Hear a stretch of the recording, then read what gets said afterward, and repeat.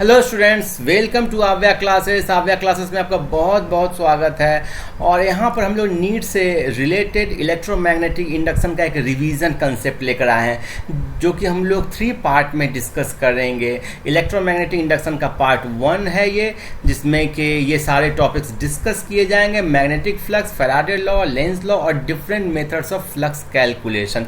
और ये बहुत ही इंपॉर्टेंट है आपके एग्जामिनेशन व्यू पॉइंट से। न केवल थ्योरी डिस्कस करेंगे, बट यहाँ पर हम लोग ऑलमोस्ट 9 प्रॉब्लम्स भी डिस्कस करेंगे एनसीईआरटी के लेवल के, जो पास्ट ईयर से लिए गए हैं या एनसीईआरटी से पिक किए गए हैं। इलेक्ट्रोमैग्नेटिक इंडक्शन का जो पार्ट 2 होगा, उसमें हम लोग ये सारे मोशनल ईएमएफ के कंसेप्ट को डिस्कस करेंगे, बहुत सारे फॉर्मूला को भी डिस्कस करेंगे और 9-10 न्यूमेरिकल भी डिस्कस करेंगे।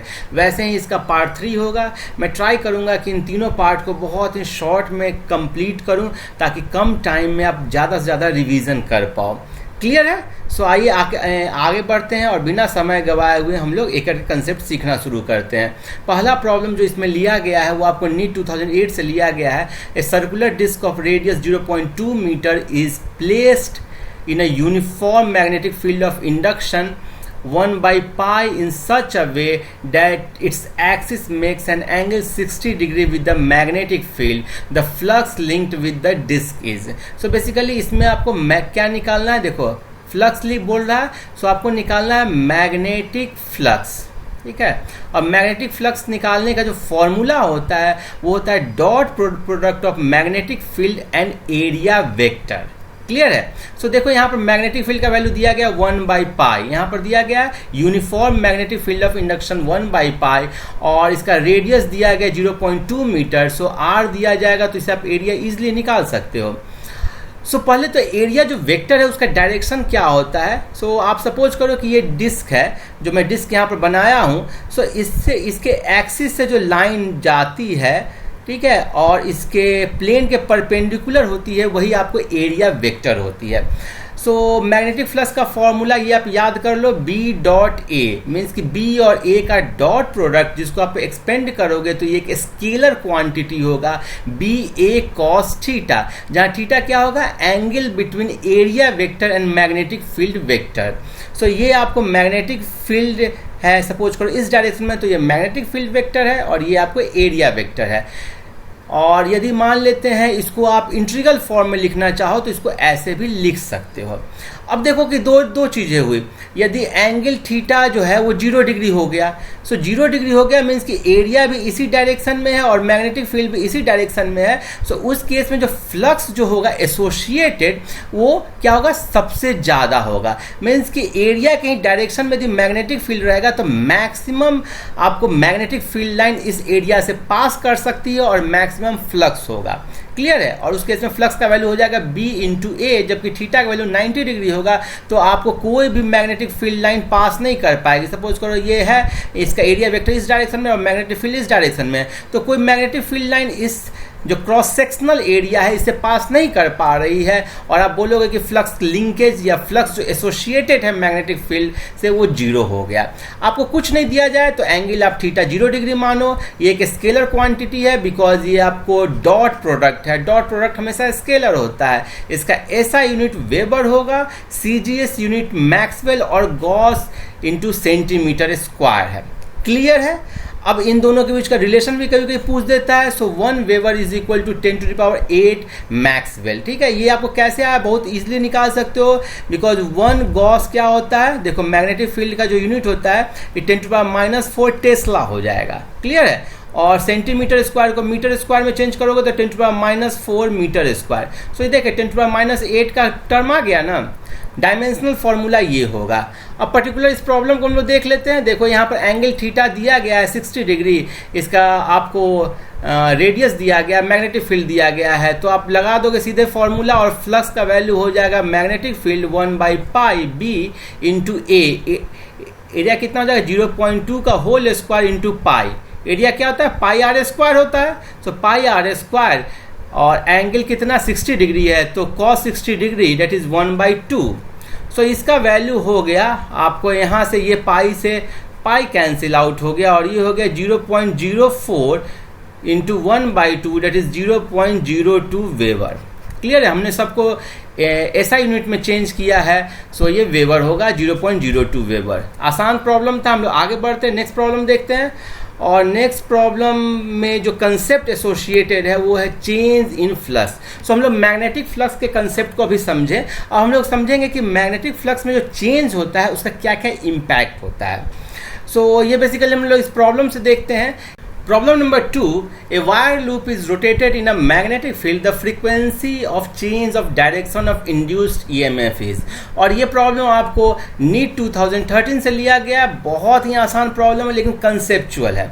किसी वायर लूप को यदि मैग्नेटिक फील्ड में रोटेट किया जाए तो क्या होगा, आपसे ये जो प्रॉब्लम है ये क्या जानना चाहता है। सो उसके कारण एक ईएमएफ इंड्यूस्ड होता है। यदि किसी मैग्नेटिक फील्ड में वायर लूप को रोटेट किया जाए, सुटेबल ओरिएंटेशन के साथ रोटेट किया जाए, तो उसमें इंड्यूस्ड ईएमएफ आता है और उसका डायरेक्शन चेंज होता है। सो आपसे जानना चाह रहा है कि जो चेंज हो रहा है डायरेक्शन, उसका फ्रीक्वेंसी क्या है। तो पहले हम लोग देखते हैं कि किसी वायर लूप को मैग्नेटिक फील्ड में रोटेट करने पर इंड्यूस्ड ईएमएफ कैसे आता है, उसका फॉर्मूला क्या है। सो अब देखो कि जब भी फ्लक्स चेंज होता है तो एक ईएमएफ इंड्यूस्ड होता है। क्लियर है। सो सपोज करो किसी चीज़ की कोई एक कॉइल है जिसका फ्लक्स, जिसे एसोसिएटेड फ्लक्स फाई है। अब क्या है कि फ्लक्स यदि घट रहा हो तो एक ईएमएफ इंड्यूस्ड होगा जो कि इस फ्लक्स को बढ़ाना चाहेगा। सो ईएमएफ जो इंड्यूस्ड होगा उस फ्लक्स को बढ़ाना चाहेगा। वैसे ही यदि फ्लक्स इंक्रीज हो रहा हो तो एक ईएमएफ इंड्यूस होगा जिसको काउंटर करेगा और घटाना चाहेगा।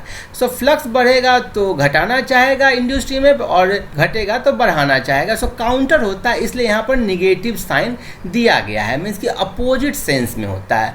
और एक कॉइल के लिए जो इंड्यूस्ड ईएमएफ होता है flux change with respect to time, और यदि n नंबर ऑफ कॉइल्स हो जाएगा तो आपको n से मल्टीप्लाई कर देना होगा। मीन्स कि एक कॉइल की जगह यहाँ पर सपोज करो n नंबर ऑफ कॉइल हो, 3 हो, 4 हो, जितने नंबर ऑफ कॉइल है उतना से आपको मल्टीप्लाई करना होगा। सो इसको आप यदि एक तुरंत इंस्टेंट डिफ्रेंशिएशन के लिए कोई एक टाइम फ्रेम में देखना चाहोगे तो ये लिख सकते हो, ठीक है, क्योंकि n चेंज नहीं हो रहा है। So final flux minus initial flux, और फ्लक्स का जो फॉर्मूला है उसको यहाँ पर मैंने लिख दिया है। उसी तरह से यदि इंड्यूस्ड करंट की बात किया जाए तो इंड्यूस्ड ईएमएफ को यदि रेजिस्टेंस से डिवाइड कर दिया जाए तो इंड्यूस्ड करंट हो जाएगा। सपोज करो कि ये जो है पार्ट, इसमें यदि आप एक एक्सटर्नल रेसिस्टेंस लगा दिए ना तो एक उसमें करंट इंड्यूस्ड होगा। सो इंड्यूस्ड करंट का फॉर्मूला ये हो गया। इंड्यूस्ड चार्ज का फॉर्मूला ये थोड़ा इंपॉर्टेंट है। देखो आपको करंट क्या होता है, dq/dt, ठीक है, और यहाँ से आप जो करंट का फॉर्मूला निकाले हो वो निकाले हो -n/r d∅/dt। सो आप बोल सकते हो कि dq = -n/r d∅। क्लियर है।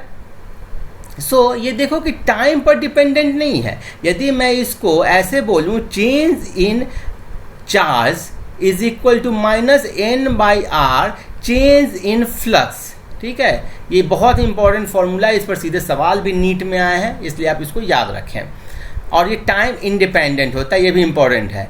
इंड्यूस्ड पावर आपको कैसे निकालते हो, v²/r, मीन्स कि वोल्टेज जो इंड्यूस्ड हुआ उसका square divided by r। So induced voltage आपने निकाला है n d∅/dt, इसको स्क्वायर कर दो और r से डिवाइड कर दो। यदि आपको पूछा जाए कि टाइम t में कितना हीट जनरेट हो रहा है तो induced power into time t कर दोगे हीट के लिए। क्लियर है। अब ये देखो, चूंकि direction of induced EMF oppose करता है कॉज को, सो यही लेंज लॉ है, और फ्लक्स डिक्रीज करेगा तो induced current increases the flux and vice versa.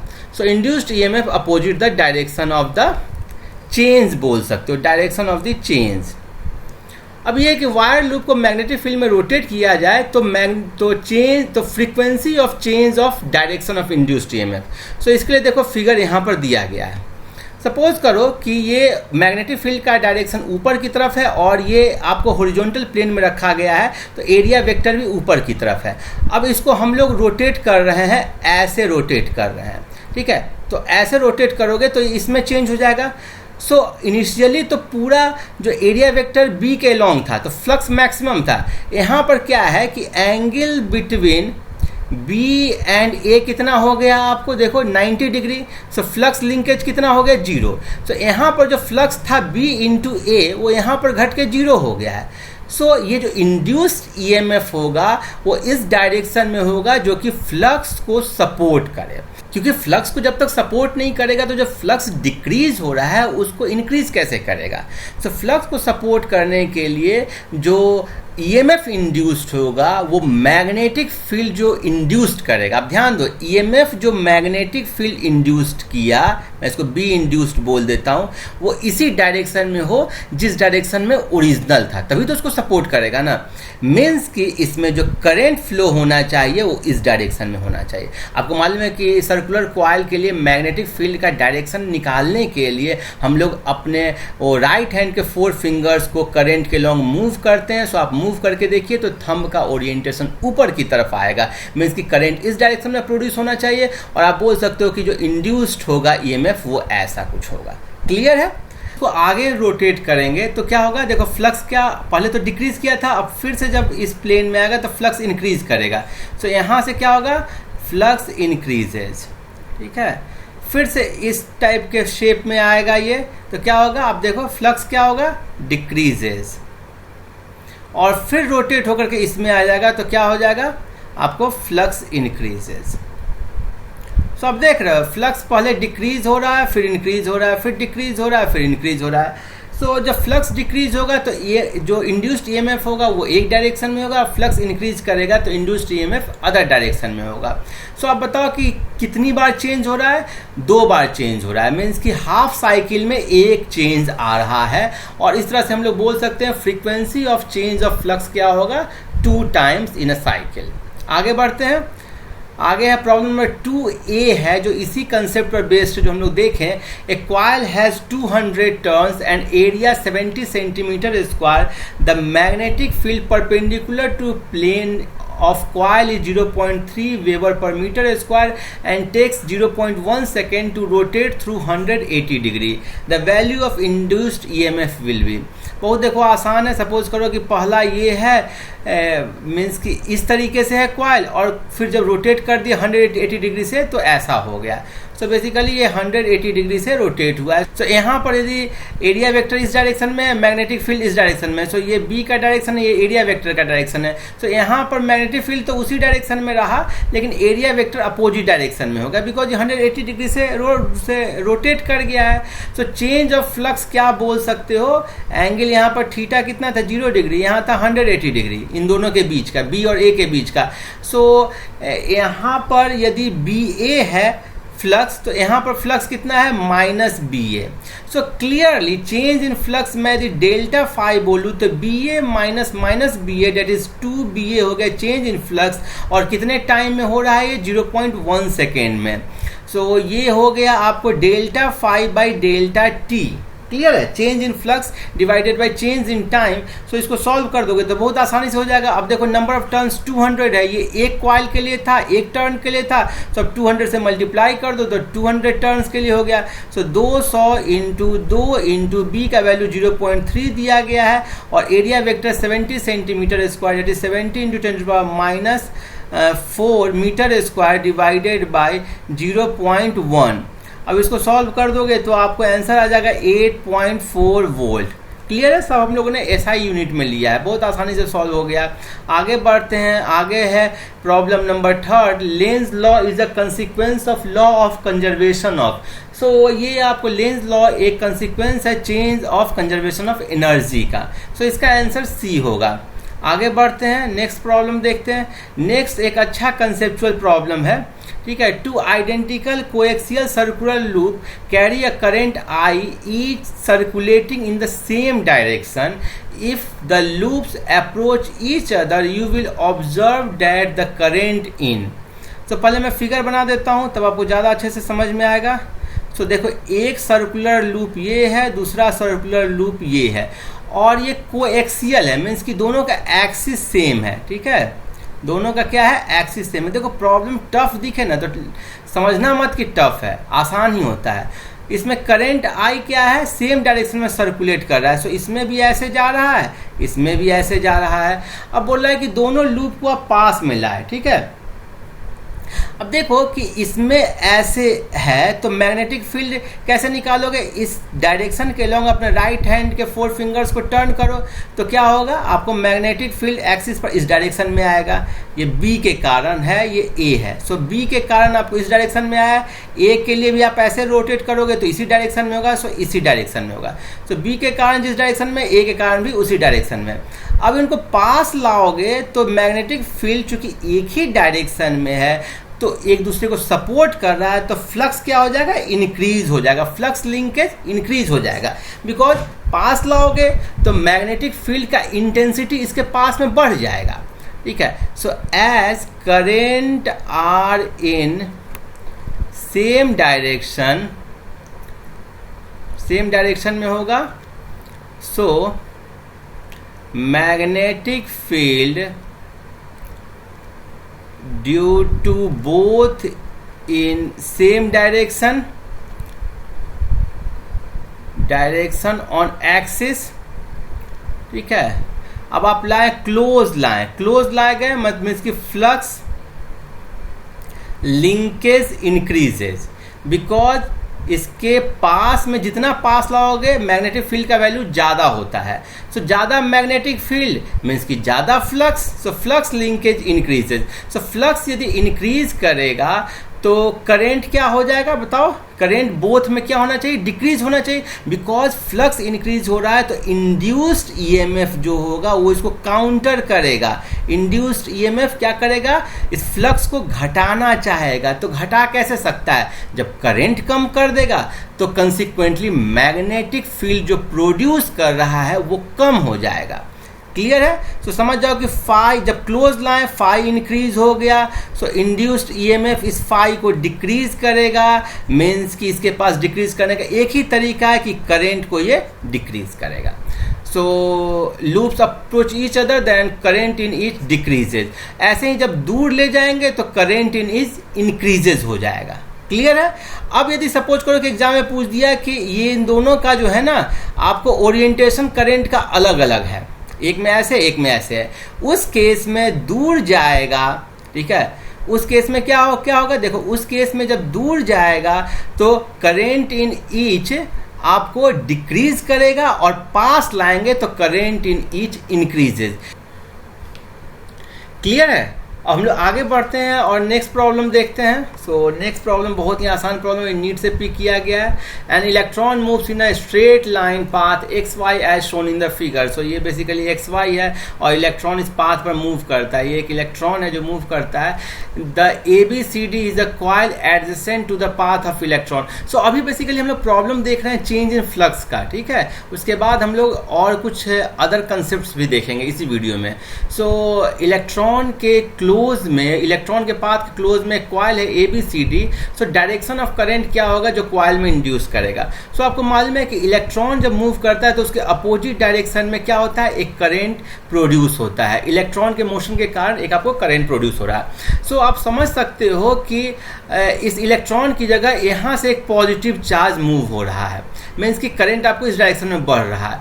सो जैसे यहाँ पर चार्ज आएगा क्या होगा, करंट इसके क्लोज आएगा। आप बोल सकते हो चार्ज पार्टिकल इस कॉइल के क्लोज आएगा। जब चार्ज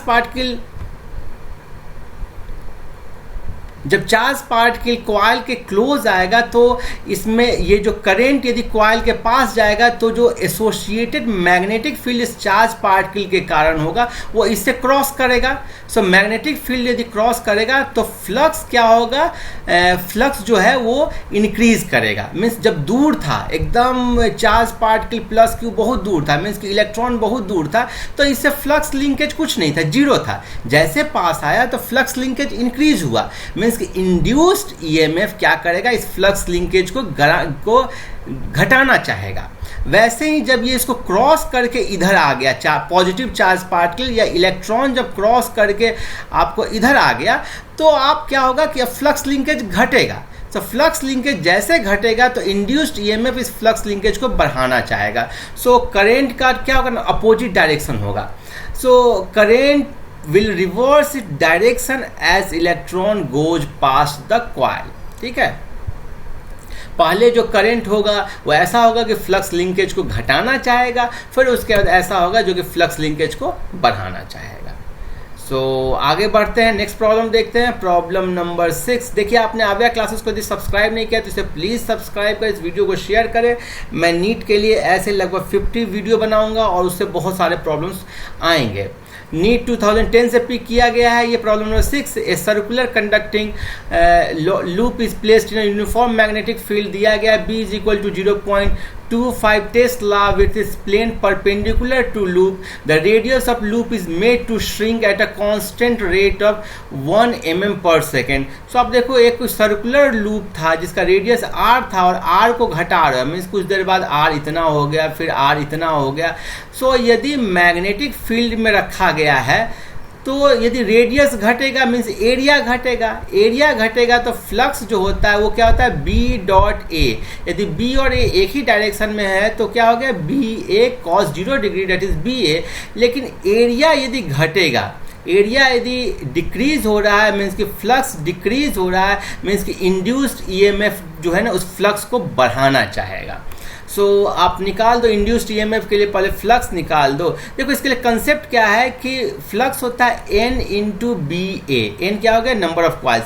सो यदि एक भी चीज़ चेंज करेगा तो फ्लक्स चेंज करेगा। अभी तक हम लोग एक भी चीज़ यदि चेंज करेगा तो एक भी चीज़ यदि चेंज करेगा तो फ्लक्स चेंज करेगा और ईएमएफ इंड्यूस होगा।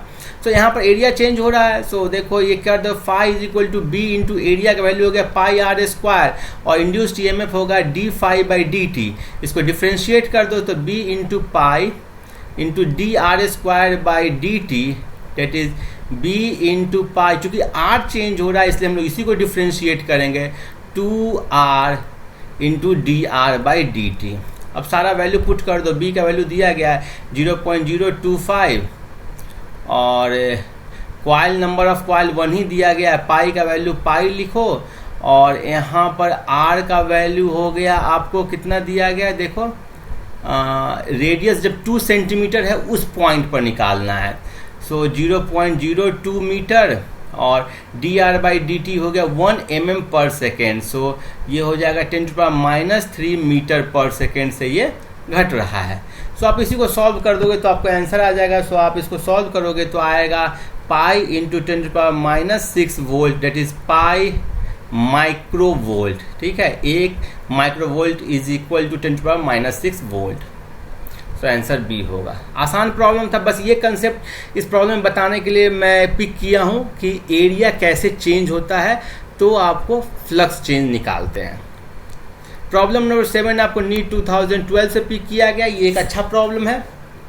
ठीक है, a coil of resistance 400 ohm is placed in a magnetic field if the magnetic flux phi linked with the coil varies with time t is phi is equal to 50 t square plus 4, the current in the coil at time t is equal to 2 second. So जो flux linkage है वो दिया गया है 50 t square plus 4 और आपको time t is equal to 2 पे current I निकालना है। करेंट I निकालने के लिए आपको पहले वोल्टेज निकालना पड़ेगा, मीन्स कि इंड्यूस्ड ईएमएफ निकालना पड़ेगा। इंड्यूस्ड ईएमएफ आपको d phi by d t से निकलेगा। क्लियर है, मीन्स कि ये जो फ्लक्स दिया गया है इसको आपको टाइम के रिस्पेक्ट में डिफ्रेंशिएट करना होगा। ठीक है, सो माइनस साइन मैं लिख देता हूँ, लेंज लॉ के लिए माइनस साइन है, हमको ज़्यादा मतलब उससे है नहीं। सो ये हो जाएगा, माइनस में लेता भी हूँ तो ये हो गया 100t। अब करंट हो जाएगा E बाई आर, मैं यहाँ मॉड ले लेता हूँ बिकॉज करंट के डायरेक्शन में मुझे कोई इंटरेस्ट नहीं है। So 100 time t is equal to 2 second पर निकालना है, डिवाइडेड बाई आर का वैल्यू दिया गया 400 ohm, divided by 400 that is 200 by 400 that is 0.5 ampere. बहुत ही आसान प्रॉब्लम था स्टूडेंट्स। इस वीडियो का ये लास्ट प्रॉब्लम है, प्रॉब्लम नंबर 8, जो कि कंसेप्चुअल प्रॉब्लम है और नीट 2012 से लिया गया है। इसमें भी हम लोग एक फार्मूला को, एक कंसेप्ट को सीखेंगे। In a coil of resistance 10 ohm the induced current developed by changing magnetic flux through it as shown in the figure as a function of time. The magnitude of change in flux through the coil in weber is.